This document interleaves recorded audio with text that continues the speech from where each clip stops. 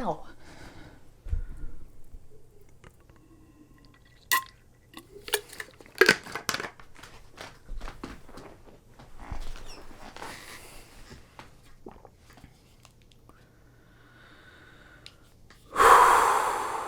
Nope.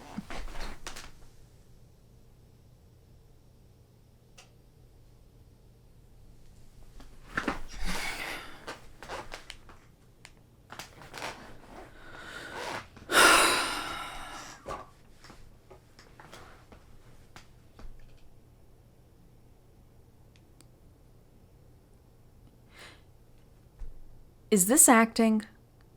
Like, I'm myself, but I'm like a different, heightened version of myself. And there's a script, but I'm behaving truthfully and the circumstances are not entirely imaginary. Is this the real life? Or is this just fantasy? It's Tuesday, July 18th, 2023, and this is Sketchworks NewsBrake.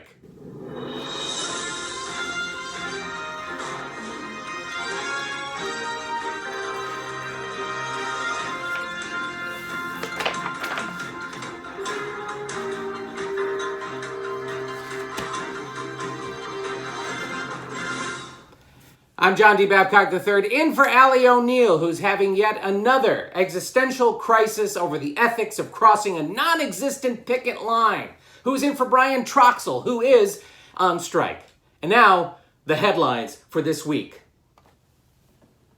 At a fancy dinner in Manhattan, presidential candidate Robert F. Kennedy Jr. stated COVID-19 is designed to target blacks and Caucasians, while people who are immune are Jews and the Chinese. I mean, why else do they hang out around Christmas time together?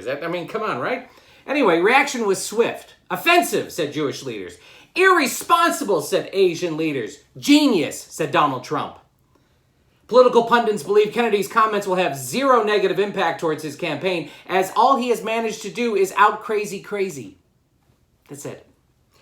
Democratic voters now have a clear choice for next year's primaries. Vote for the guy who says COVID was designed to target whites and blacks, or vote for the guy who wants to build a bridge across the Pacific Ocean.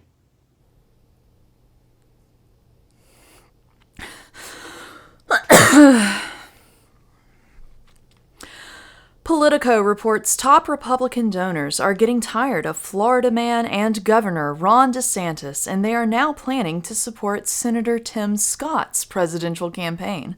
They're concerned DeSantis is way too behind in the polls, so they chose someone else who's even further behind in the polls. This isn't entirely authentic. Like, I knew I was going to be on camera, so I put up set deck and I painted on my eyebrows. Like, it's not real.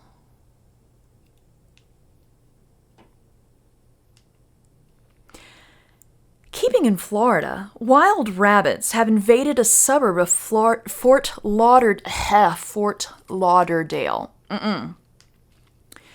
Keeping in Florida, wild rabbits have invaded...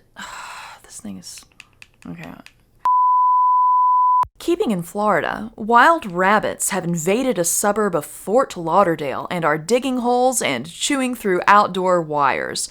Florida is no stranger to invasive species. After all, the state is dealing with Burmese pythons, giant African snails, and Trump supporters. Is it the presence of the camera and the microphone and the lights? Is that what turns it into a performance? Is it the awareness of being watched? Because they've done studies with photons and stuff, and like they're a wave sometimes, and then sometimes they're a particle, and the act of watching them, of observing them, changes their behavior. So if I know that I'm being observed, would not my behavior change? Would that not be acting? Continuing our political coverage, many in North Carolina are concerned about future elections in the state based on the legislators' proposed overhaul. The state Republicans have introduced the plan, aptly named We Win. New data shows that Wall Street executives, everybody's favorite, are backing all of the Republican challengers to former President Trump. One executive said, "We might be heartless, but we're not stupid." In a recent interview, former New Jersey Governor Chris Christie said that if they were in a fist fight, Donald Trump would lose to him, though more likely both would lose to a collapsed lung.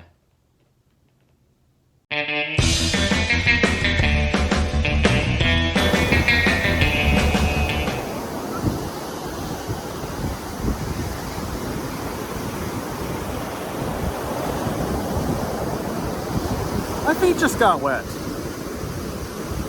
With your Sketchworks beach forecast, I'm Tim Millard.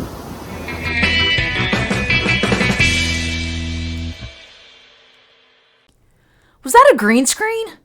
The wind on the microphone was a nice touch, and I almost believed it, but I don't know what's real anymore. The only hospital in Mississippi's Warren County shut down its mental health treatment center.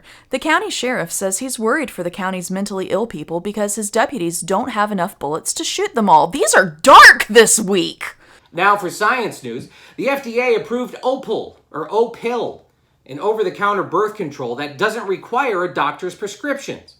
Like most birth controls, Opill is 93% effective at pissing off your conservative grandparents. Marine wildlife officials in Santa Cruz, California are trying to capture a sea otter that they describe as aggressive. So far, the otter has hijacked a surfboard, attempted to capsize a kayak, and pepper sprayed a jet skier. The U.S. Coast Guard would also like to question this otter in connection to the Titan submersible tragedy. An archaeologist believes he has found the historic city of Sodom, a city known in the Bible for its abundance of homosexuals. He knew it was Sodom based on the fact there were no kings and only queens. Researchers at Harvard claim to have found the secret to reversing the aging process. So we'll all look young and pretty as the planet melts around us. Maybe look into that, Harvard. The melting planet?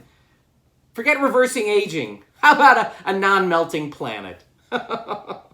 Speaking of melting planets. Okay, so sometimes it's worth compromising your values a little bit, and I'm choosing to do it for this week's edition of Pick Your Favorite Punchline, where I set up a joke multiple times and deliver a different punchline every time, and you get to vote in the comments which one is your favorite.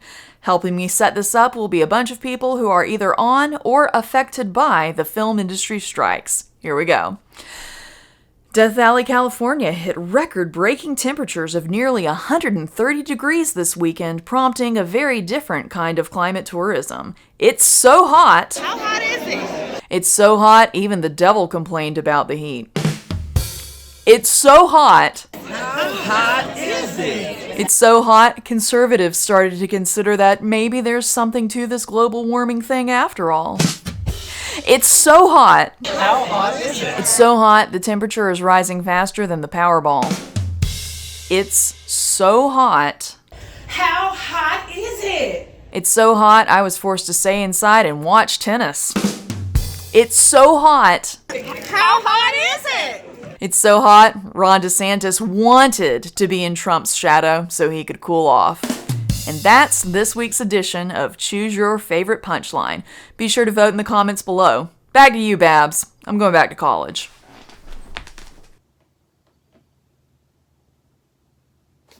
In entertainment news, the gathering of the Juggalos' 23rd Music Festival was held last week. The crowd favorite this year was Hep C. The virus, not the DJ. Due to low ratings on cable, Disney CEO Bob Iger is considering selling some of the company's traditional television assets. Meanwhile, the misogynistic religious network TBN Inspire plans to launch a streaming service, TBN Inspire Plus, or referred to as TIT for short. The Hallmark Channel is hosting a Christmas cruise in 2024 for fans of its Yuletide films. Activities on the ship will include cookie decorating, wine tasting, and hanging up your sad husband from the Christmas tree. Aww. Hey, speaking of sad, Kevin Spacey showed evidence that he couldn't have groped anyone at Elton John's 2004 gala because he only attended Elton John's 2001 gala. Spacey also said, now I don't know whose crotch I touched in 2001, but I'm a stickler for the date. It was 2001, not 2004, as the prosecution is alleging. Former Hunger Games actress Allison McDaniel is suing the owner of an elite country club after he told her he was going to, quote, rape her dead body, which is gross in addition to many other things, which is why we want to recommend that everyone don't have sex with a corpse without getting consent first. Please get it in writing. And finally this week, a former high school standout football player was killed on the side of a California highway, unfortunately. Other kids may have also died too, but they didn't play football, so no one cares. It's a sad state of affairs in the United States of America, ladies and gentlemen. And that's all for Sketchworks NewsBrake for this week. We'll be back next week, and we hope you are too. Until then, I'm John D. Babcock III, reminding all of you that if you don't know where you're going, any road will take you there.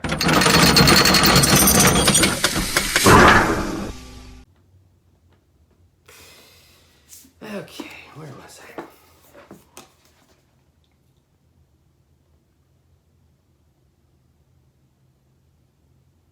And you get to vote in the comments about which one is your favorite. Helping me set up these jokes, helping me set this up will be... Who wrote this crap?